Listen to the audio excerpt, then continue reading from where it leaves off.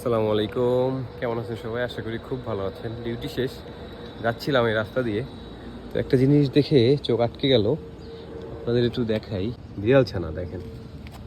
Total কয়টা এখানে? এখানে একটা, দুইটা, তিনটা, চারটা, পাঁচটা, ছয়টা। মাশাআল্লাহ, ঠান্ডা লাগতেছে ওদের, তো এটা দিয়ে ঢাইকা রাখি। আর ও আসছে। How are you? Habibi. Good হাবিবি। Good morning. Good morning. তো ও দেখে আসলো এখানে, তো ওরা ঠান্ডা, আজকে একটু বাতাস পড়তেছে। সৌদি আরব টু মাস ক্যাট। ও বলতেছে যে সৌদি আরবে অনেক বেশি বিড়াল, এখানে কুকুর নাই। ওরা হচ্ছে কুকুরকে খুব লাইক করে। এখানে আমিও আসার পরে প্রচুর পরিমাণে আপনার বিড়াল দেখেছি, কুকুর দেখিনি। সো ও বিড়ালগুলো নিয়ে যাচ্ছে।